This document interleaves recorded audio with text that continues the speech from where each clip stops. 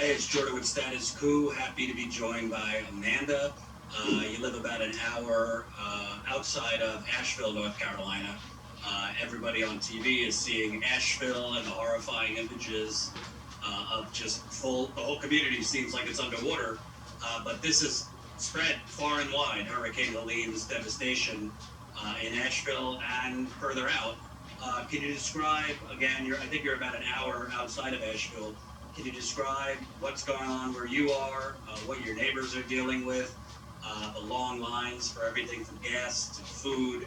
And it seems, despite what we're hearing from the media, FEMA and the federal government might not be doing as thorough of a job as we need. Absolutely. So I am in Forest City, North Carolina. We're in the foothills of the mountains, about an hour from the center of Asheville. We did sustain a lot of damage, but it was mostly high winds. We do have some flooding, but our town has, most of it's remained. The people are doing pretty well. We do have to, gas is limited. We have to sit in line for about an hour, and then you may have a $20 or $50 limit on what you can get, which you just burnt sitting there for an hour. And that's if you can find it. Like I said, we're fortunate we have gas. But around us, at every county, oh my goodness, the damage is devastating. Buncombe County, Mitchell County, all around us, McDowell County, Henderson County. The damage is just incredible. I've got Chimney Rock, parts of Asheville, parts of Hendersonville, Marshall, Bryson City, Cherokee, and the lower parts of Lake Lure were or are still underwater. Wow. There are people that are still stranded. They're not getting help. They're stranded, they're landlocked, they're in floods. And FEMA, okay, so I did go up into Asheville yesterday. There's one way in and one way out. I actually made it up into Asheville and around into OT. And the damage, houses literally washed down the road, or they're covered, there's mudslides. But Asheville, there's so many dead bodies that you can smell it. The stench is becoming unbearable, you can smell it. There are that many dead people. It's bad. It's very, very, I can't describe to you how bad it is. And when you say FEMA, is it that FEMA can't get into certain areas, or FEMA isn't doing enough? They're not doing enough. Where I went to, we had family members in Asheville. We got to the house. They said that FEMA was there, asked what they needed. There's 2 babies in the house. Asked what they needed. They said, we need water and formula. They left, never came back. How long are babies supposed to wait on formula? How long are people supposed to wait on water? How long are they supposed to wait? So they were there, they know what they need. But where are they? We saw emergency vehicles riding around. We had to get into Asheville. We drove over live power lines and under fallen trees to get to our family members. The people are helping the people. The people are helping the people. But here's another problem. So they're telling people to donate to FEMA, not to bring supplies in, to donate to FEMA, and FEMA's got it under control. That is not the case. FEMA does not have it under control. Like I said, there are literally people still in floods right now that cannot get out. There are people the people that did survive, they are in shock, they are traumatized, they watch their family members, they watch their neighbors die. We need help, desperately. In addition to the horrifying images of the dead bodies and the smell that you described, it sounds like there's also a lot of people still trapped. Yes, that's a big problem. Okay, so there are people, the Fairview, North Carolina fire chief is turning away private helicopters that are trying to come in and help. everybody that they're turning help away. The people are trying to help, and our help is being turned away. I don't understand what is going on, but it is not okay. We still have people trapped. FEMA does not have it under control, and we need help.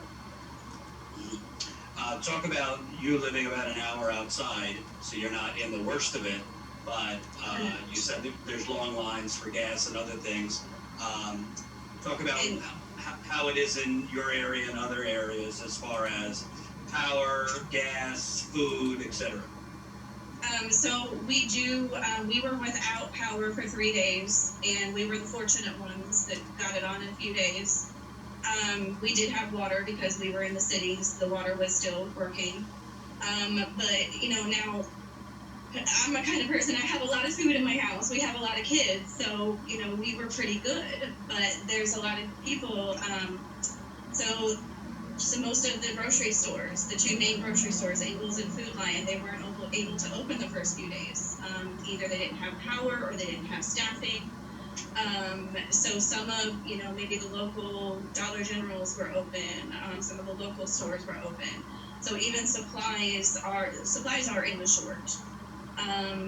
People are going to by the thousands to stores that are open because they're having to travel. They're coming down from Asheville. They're coming in from Hendersonville. They're coming in from other places because they have nothing. They don't have power. Their stores aren't open. So they're coming in from everywhere trying to get their needs. And there's just not enough. There's not enough. I just yesterday got a notice on my phone of 3 different drop points, 3 different locations in South Carolina where people can go to pick up water and emergency supplies. That's all I'm aware of at this point. And for you, you went into Asheville. Did you go in to try and help, or you went in because you have family there? You're in about an hour from Asheville. We had family members there. They literally, so across from, they're just down the road from the VA in Asheville. There was a huge apartment complex from them. So, the apartment complex was underwater. They literally watched multiple neighbors die. One was hit by a tree, others were washed away. Literally, the house was floating away with people in it. They are in shock. They are traumatized. We went in to get family members out, and thank God we did. We barely made it to them. It was a miracle, but we did. And can you kind of talk about, because obviously in the case of these hurricanes, which are coming rapid and much worse in recent years, obviously people in Florida tend to, I don't know about be prepared, but at least have a few days warning if their area is going to be kind of in the bullseye. Did your area, Asheville, maybe you thought you'd be affected, but did you think it was going to hit as hard there? No, not at all.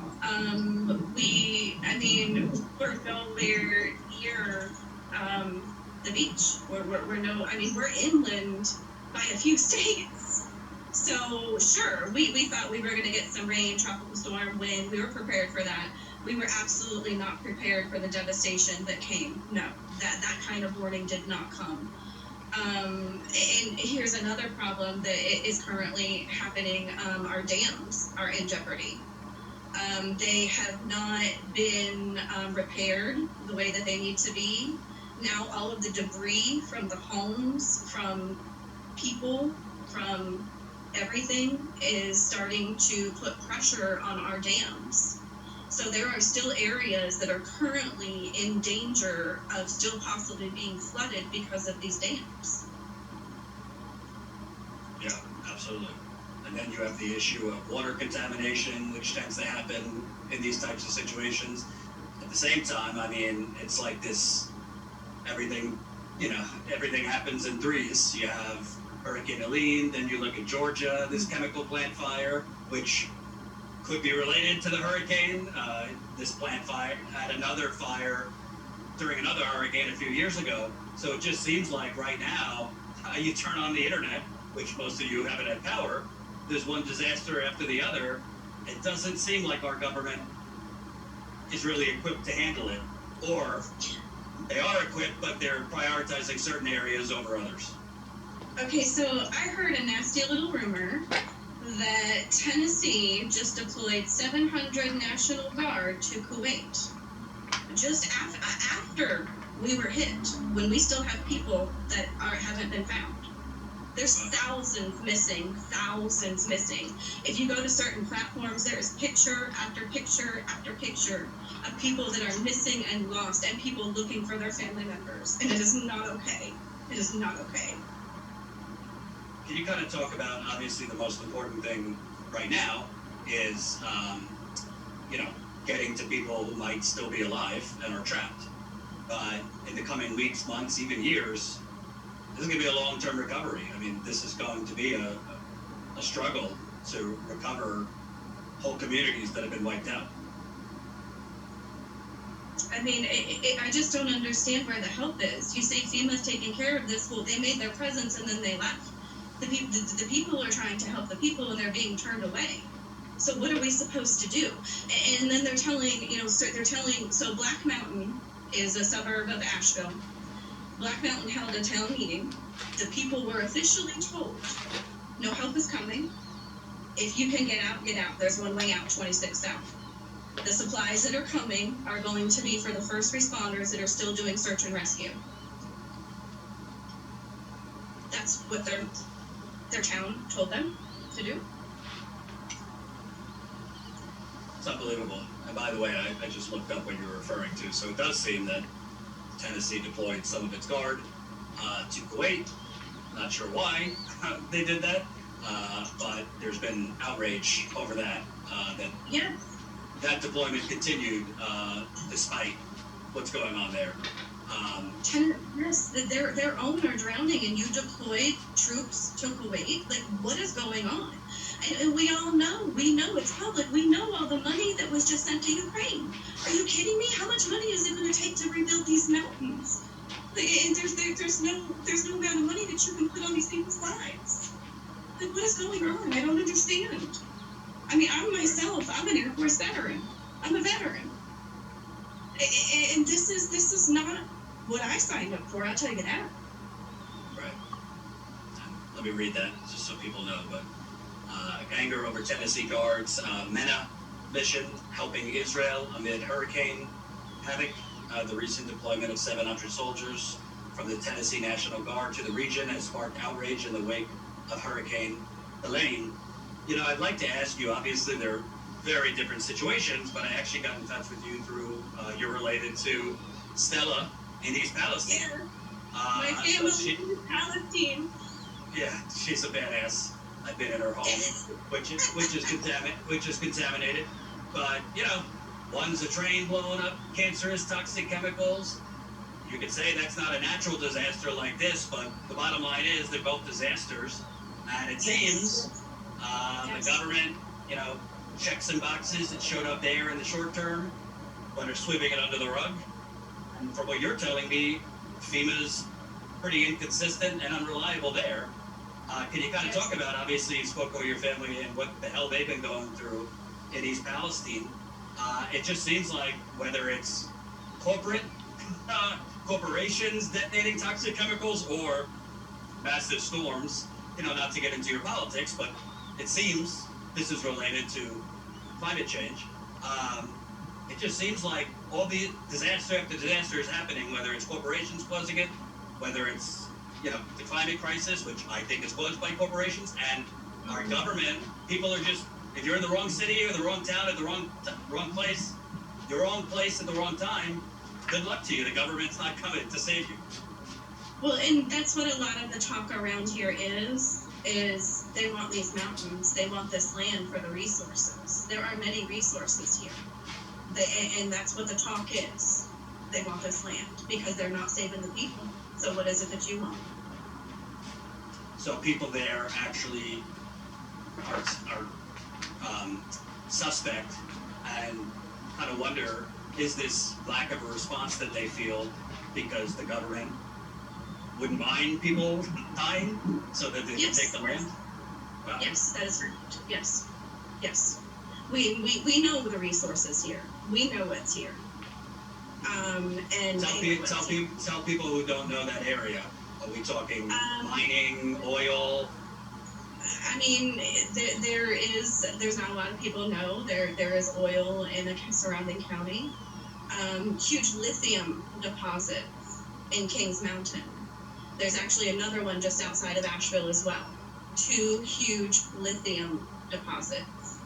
A lot of lithium in the Middle East. A lot of lithium in the Middle East too, where we seem to be going quite a bit. And I mean, just it's hard to describe. I mean, there's just a lot of natural resources here. Ginseng. You can grow anything. The vegetation. There's more varieties of vegetation in this area of North Carolina than anywhere in the United States. There's a lot of medicinal herbs, things of the nature. And we know some of what's in the ground, but we don't know what else here. And do you think, I don't know how much you've been able to see because you had no power for a while, but when you look at the national media, sure, I mean, they're covering the hurricanes, but not as much as they're covering the presidential election. I turned on the TV and it's nonstop talk about the election and whatever Trump said and the vice presidential debate tonight. You would kind of think they'd be covering not just wall to wall when the storm is happening. Obviously, that gets ratings, but they would stay on it and be investigating the claims you and others are making. FEMA's not doing their job. People are trapped. I mean, I don't really see that 24/7 on the news. I see the election 24/7 on the news. Well, that doesn't surprise me at all. That doesn't surprise me. I mean, every kind of disaster that you all cover, that seems to be the case, right? Smoke screen over here, but we're not talking about what's really going on. And I do have to take a moment to thank you guys so much for what you do. I mean, I was getting my news firsthand from you guys about my family because there was so much going on. I mean, yeah, they would let us know a little bit, but they couldn't keep us constantly updated. And we're getting news about everybody through you guys. Thank you so much, very much, for what y'all do. It's kind of crazy to me. I'm not saying this to pat ourselves on the back, but I can't tell you how many times I cover a story somewhere, let's just say, I don't know, East Palestine or wherever, and I see in the comments, I live like 10 minutes away from here and I didn't know this was happening. My local media is not even covering it. I mean, it's just crazy. It's just crazy, the kind of desert of information in some places. Lastly, just talk about, obviously you live an hour there, but what should people know that isn't being shown on the news, particularly in Asheville? I mean, the way you described it about dead bodies that you could smell, people trapped. What do you want people to know? There's information out there. There's actually a story on a platform, the Double T platform. I don't know if I can say it or whatever, but there's stories on there. This man was delivering supplies up to Asheville, particularly the Swannanoa area, and he described as the water was receding, there were piles of bodies, including children. The smell was foul. He went home and he checked himself into a mental institution. Jesus. His story is on the media. It is on platforms. You can find it. That's how bad it is. I just, there's mudslides, there's floods, there's down power lines. People don't have supplies. And FEMA made an appearance and left. They're not. There's no. The people are rescuing the people. I did see some search and rescue, but I'm not seeing FEMA. And I was in Asheville. I was in Asheville. I was up in the disaster area. I've been to Asheville. My sister lives in Lake Lure. I've been in contact with people all over. Gotcha. Well, we'll stay on it. I appreciate you telling me what's going on and from your eyes because you saw it. And we'll definitely keep in touch with you. Yeah, and if you guys look, I TikTok, that people are taking a ton of actual footage and showing. And I have a couple of pictures that I can send you, but it's just the damage is incredible. Absolutely. Thank you. I appreciate it. Take care. Thank you so much, Jordan.